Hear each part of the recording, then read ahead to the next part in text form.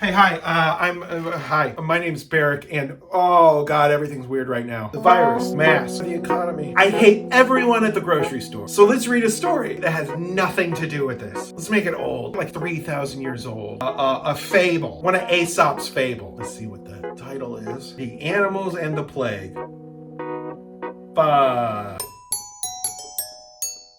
Once upon a time, a severe plague raged among the animals. Many died, and those who lived were so ill that they cared neither for food nor drink and dragged themselves about listlessly. No longer could a fat young hen tempt Master Fox to dinner. Oh my god. Nor a tender lamb rouse greedy Sir Wolf's appetite. It's creepy, right? I'm gonna draw the fox as Jared Leto. Oh, and I'll make the wolf look like Steven Seagal. Fatter. That's it. That's it. Okay, so all the animals are sick. They need a solution. The lion decided to call a council. Okay, good. That's leadership. King of the jungle doing his thing. I love this drawing I found next to the story. I love how stoked the turtle looks to be there. I'm here. I love meetings. I never get to do this. And the owl's like, hey man, we invite you to every single one of these. You never come. Yeah, because it takes me a long time to get somewhere. I don't see how that's our problem. Because you dicks never wait? That's fair. But it's fine, because now everyone's as slow as me. Because we all have the plague.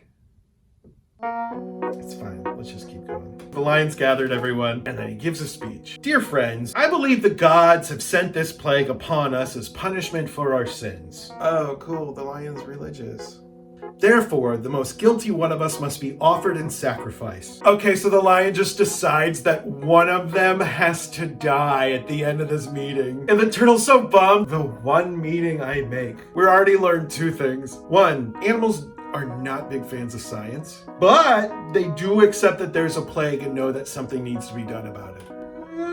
So the lion confesses his sins. Okay, I'm gonna go first. I've made mistakes. I've eaten a lot of lambs. I've eaten a lot of everything. Goats. Yeah, I've eaten some bulls, eagles, lizards, turtles, smaller lions. Oh, I've eaten humans. I'm so bad. So the lion just confesses to murdering half the world. Now, if I'm the most guilty, ready to be sacrificed. Okay, that is a class move. He admits his mistakes and owns up to them. And that's the end of the story. Nope. So then the lion says, okay, I'm bad, but let's kind of go around the room and see what everybody's sins are. And maybe somebody's worse than me and they get put to death. Then the fox pipes up. I think it's cool that you've eaten everybody. It's like you're doing us a favor when you eat us. It's like an honor for us. Yeah. It's cool when you eat us. Thank you.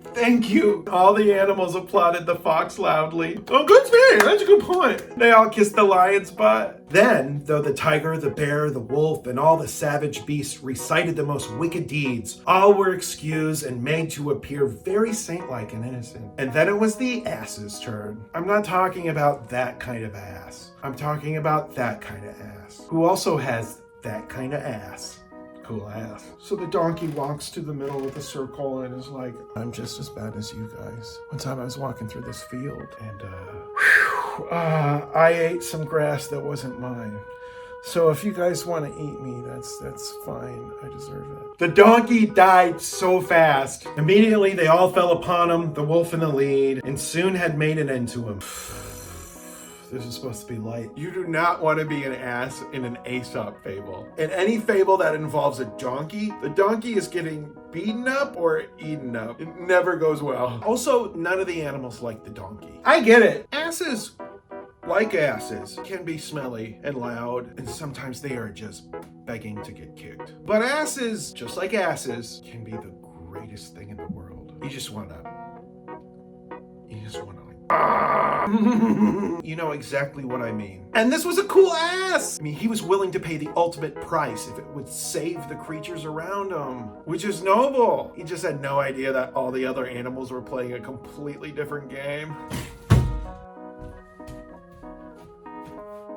Because when all those animals showed up to the meeting, the only thing they were thinking about was this disease. But the plague is about dying later, and getting sacrificed is about getting killed now, right here, in that guy's mouth. And all those other animals said, hell no. Because you know the lion's not going to let himself be sacrificed. Or any of those animals with fangs. Because the powerful and rich do not play fair, even though the system was their idea. So all the little animals start looking around the room, for someone, anyone weaker than them. Imagine you're that turtle and you're like, well, those birds can fly away and that rabbit can run fast and I am slow as shit, but I have a shell and that donkey's got none of that. And he is plump and juicy and he's vulnerable. And it's in that moment when you start thinking clearly, rationally, practically, pragmatically, when your number one concern is your own self-preservation, is the moment that you really stop caring about solving the problem and you're just looking around seeing who's the best person to victimize. Because yeah, the system sucks, but as long as I'm not the one dying today, I'm surprisingly okay with how this system works. So what are you gonna do? Keep victimizing the vulnerable so that you'll remain comfortable? Or are you going to try to occasionally set aside your own self-interest? And yeah, I'm talking to you, you stupid, selfish son of a bitch. No, you're right, man. I'm sorry. No, I'm sorry. I came off way too harsh. You're a good dude. No, don't let me off easy, dude. I gotta grow from this. Okay. Accountability. Okay. All right. Bye. I love you. Okay, I love you too. Okay, we had a good story. We learned something. I got very heavy-handed. I'm gonna tell a bunch of different kinds of stories of all kinds. Also, I'm reading this Chuck Norris autobiography from 1987, and he has just no clue he's about to get divorced the next year. Also, I'm making some videos on that alone. So subscribe. Those are coming soon. We're gonna have fun. This was fun. We're having fun. Hey, if you want to see more stories, hit like and subscribe.